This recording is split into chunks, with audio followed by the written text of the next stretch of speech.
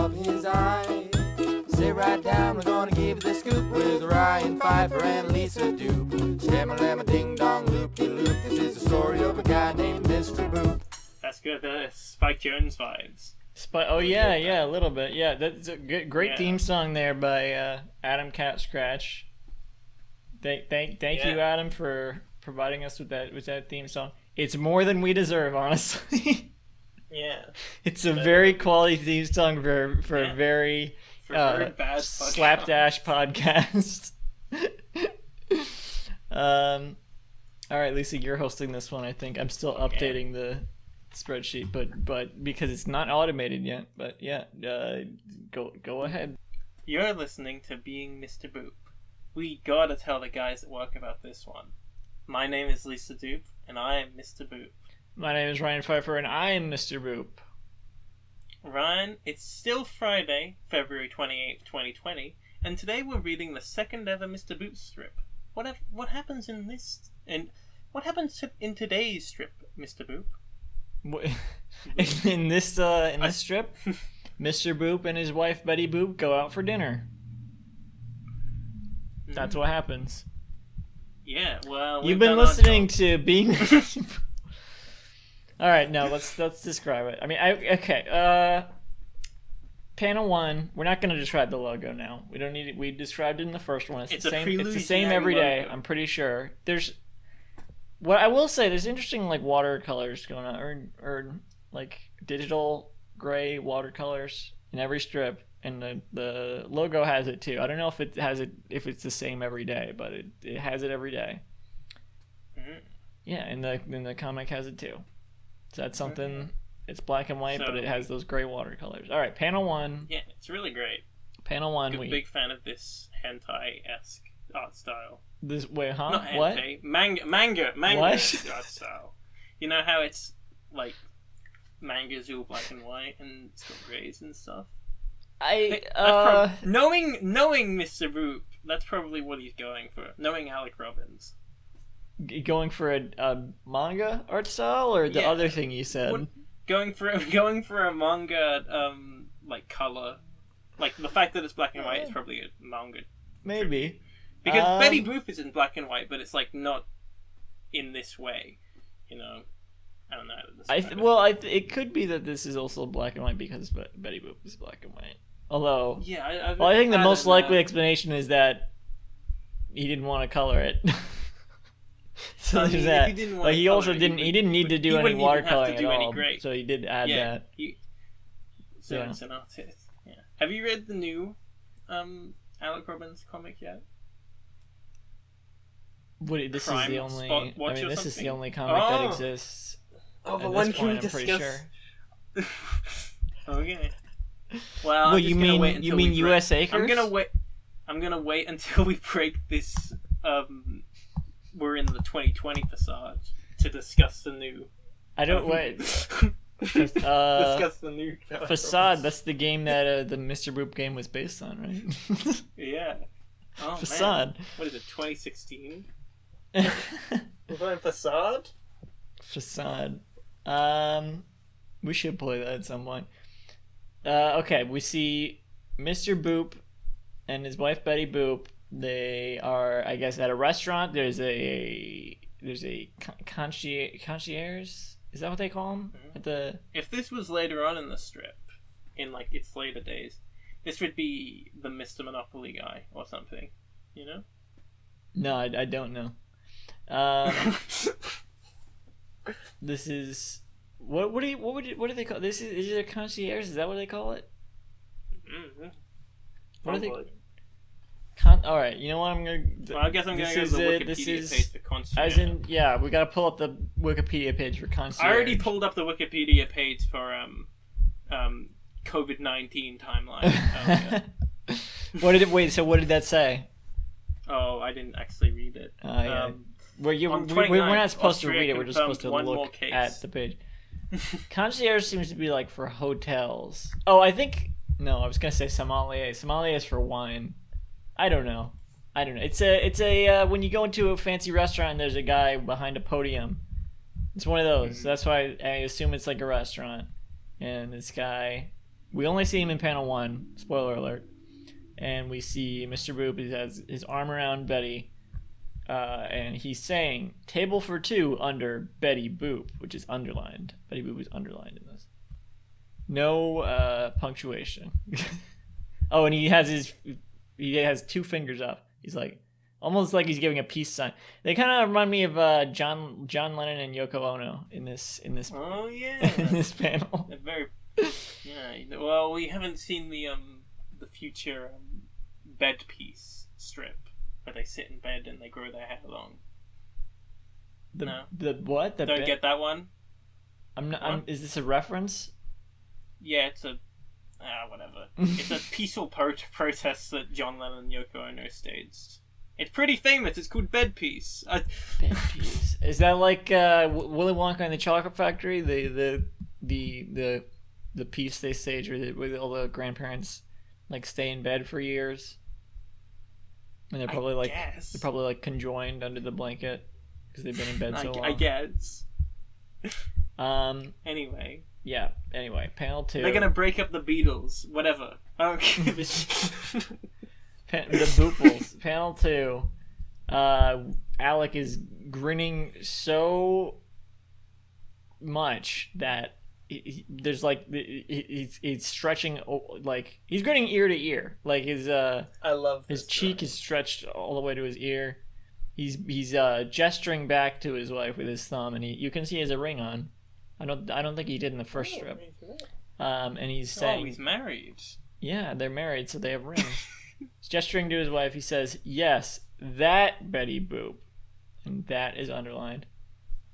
And the waiter, I still don't know what they're called. This is panel 3, by the way. The waiter says, "Of course, right this way." What do you think the waiter sounds like? Of course, right this way. Yeah, that's what the waiter sounds like. Like Tim Avery in Son of the Mask. Like Don't what? Don't you just love Halloween? Tim Avery in Son of the Mask. Son of the Mask, of course. Main character from Son of the Mask. He's like, right this way, Mr. Boop. ID? No, Mr. Boop. I expect you to dine. And Alec is grinning, but his mouth is closed now. I guess because he's not talking or thinking anything. He looks incredibly smug. Which I guess he has every right to be because he's married to a cartoon icon, Betty Boop. Yeah. Panel 4. He's grinning, his mouth is open again, and he's looking at the audience and thinking. His think-a-log is, "Holy shit, I am never going to get a divorce." 3 exclamation points. Things to come. Never in all caps and underlined. And that's pretty much today's strip. They go to dinner. I really don't. Never going to get a divorce. I admit, the later strips have got a better art style. Like, he gets better as an artist as he goes on, but I really love the drawings in this one. Chef's kiss. Sommelier's kiss. That's what they do, right? I don't know. They kiss the wine. They kiss the wine before they hand it out to the. Wait, no. Sommeliers don't give out wine. They taste wine. Well, that's how they taste it. Is they kiss it. They're like, there's my sommelier's kiss. I can taste the wine. Actually, they kind of do. They take a sip of the wine and they're like, it's a good wine. This is the only character in Mr. Boop who doesn't want to sleep with Betty Boop, or isn't portrayed as wanting to. He barely says anything. I mean, we don't know for a fact that he is the one saying in panel 3, "Of course, right this way." We don't know that that's him. We can just assume because he's the only other character seen in the strip, and we know it's not. Because of the power of comic books. It could be. Here's a possibility. Maybe Betty's speech bubble. Maybe Betty's saying that for some reason, and because part of her face is cropped off in the third panel. So the speech bubble is like going all the way around to the left and coming out the left side of the panel. So it's actually she's like doing ventriloquism here and saying, "Of course, right this way." So it's more like, "Of course, right this way." That's how Betty Boop sounds, right? It's easy to be a ventriloquist when you're a comic book character and your mouth only moves once a panel. You know? Oh yeah. That's how Scarface does it. Scarface? the Batman villain. Oh, ventriloquist and Scarface. Did they originate from the comics? I'm pretty sure they did. Yeah, they're actually I really like those characters. Oh, I love those characters. I have never seen anything with them in it, but I just love them. The concept. I've seen for those who don't know, ventriloquist and Scarface is a Batman villain, which is just like this old guy who has a ventriloquist dummy that's like Al Capone basically, and is the doll cursed? or is it just the guy is yeah? Who knows? In the world of Batman, it's impossible to tell. I think that's one of the most interesting Batman villains. Yeah, I've actually read the comic he was introduced in. I think it was a spin-off or something. Not a very good comic, I'm going to admit. I haven't read anything with him in it, but I was like looking into some of the lore or whatever the character, and there was like I guess one time where there was a he's ventriloquist at one point. Yeah, he's like daughter or something I don't think carries the doll after him. I think it was another villain's daughter got it after him. Oh, that makes sense. Well, kind of like how Harvey Dent's daughter becomes like the Joker daughter, whatever. I don't know. Yeah. I think it was the character was like the spoiler was the villain whose daughter it was. But I don't know. People are going to yell at me because I don't know Batman. Yeah, but I'm pretty sure the spoiler is just like a Riddler recolor. Well, I mean, that's kind of what the Mad Hatter is, right? And that's also what the Joker is just the Riddler is just a fucking Joker recolor. Oh, I disagree with that. Jokes and riddles are the same thing. I mean, when you put it like that, sure, but like the Joker is like chaos, where the Riddler is like. Well, yeah, but like looking at them in their original the Golden Age interpretations, even then, the same. Even then, because the Joker doesn't really try to trick anyone in the truth. He's like a clown. It's like a clown versus a game show host. I think is a good way of comparing them. I've never heard anyone refer to the Joker as a clown. So you're wrong. Well, yeah. I mean, he's like a mime. Yeah. Yeah. Because he never talks. Yeah, he's like.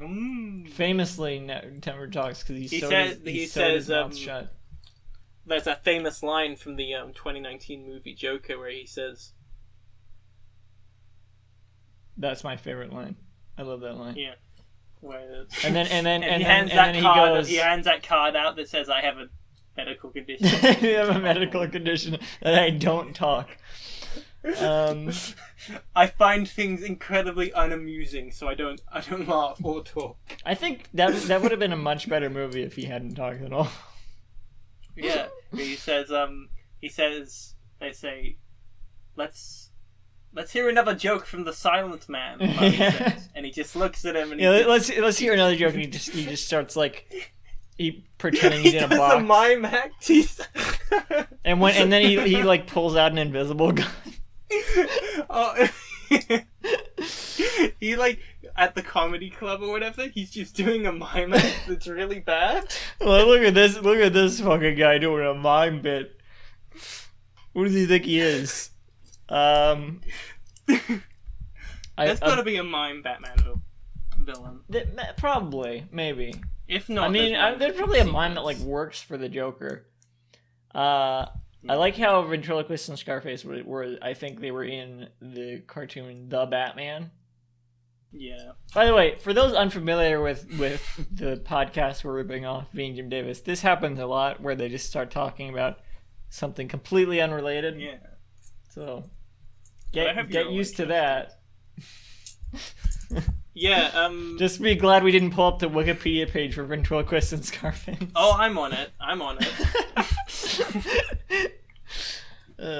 Alright, you're hosting this one. Oh, well, you've been listening to Being Mr. Boop. For now, you can find new episodes on YouTube via the Candyman 106 archive, and for more updates, follow Mr. Boop Pod on Twitter. Yes. Better to be doopin' than boopin'. Is that the tagline for today? No, that's my sign.